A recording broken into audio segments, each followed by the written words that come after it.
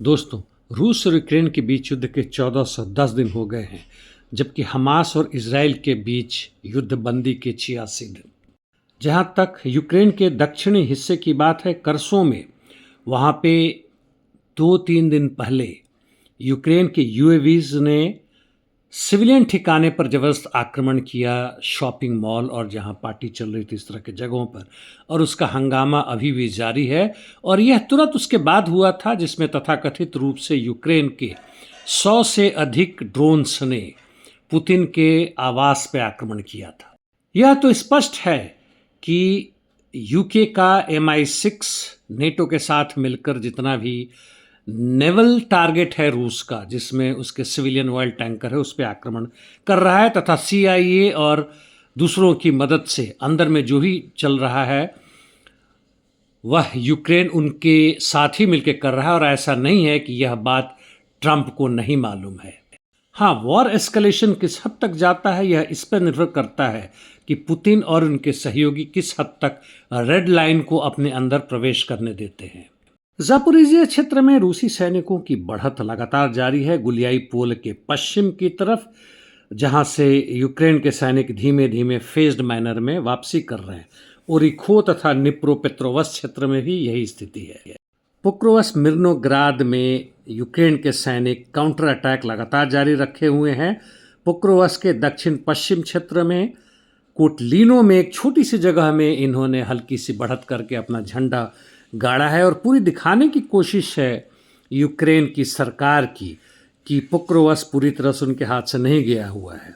Torres चासीवार कॉन्स्टेंटिनिवका स्लावियान क्षेत्र में रूसी सैनिक धीमे धीमे पर लगातार आगे बढ़ रहे हैं। सिवेस के भी पूर्व पश्चिम क्षेत्र से माइस्की क्षेत्र से वह आगे बढ़ रहे हैं।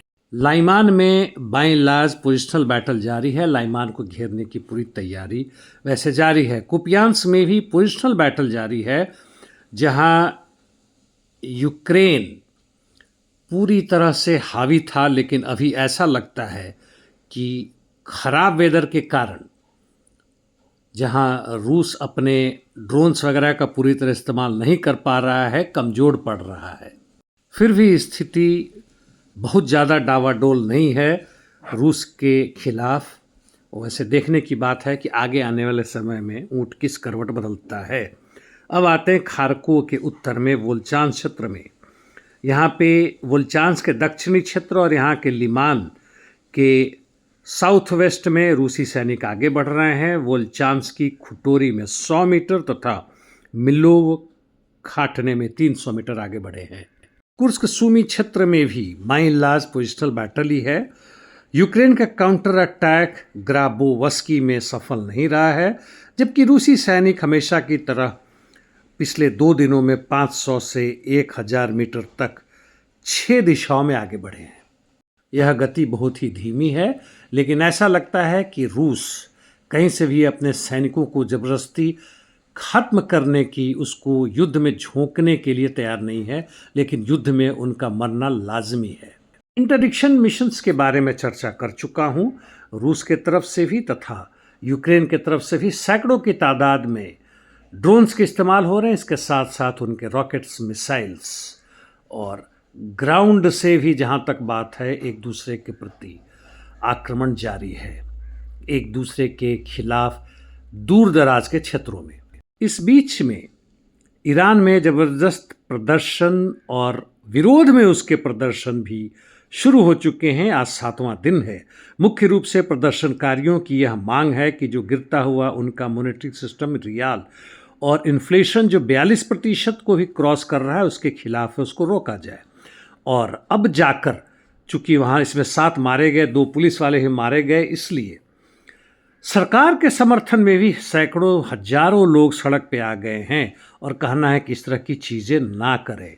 जो सरकार के खिलाफ प्रदर्शन कर रहे हैं, उन्होंने धार्मिक लीडर खामेनेई के खिलाफ भी आवाज़ें उठाई हैं।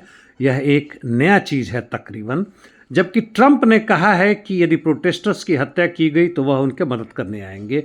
यह ट्रंप का बेवकूफ़ी भरा और आग लगाने वाला स्टेटमेंट है। इससे वहाँ के, जहाँ तक मैं समझता हूँ, प्रदर्शनकारी खुश नहीं होंगे। जबकि ईरान के राष्ट्रपति पेजेश्कियान का कहना है कि प्रदर्शन करना उनका अधिकार है, यदि शांतिपूर्वक तरीके से करे तो।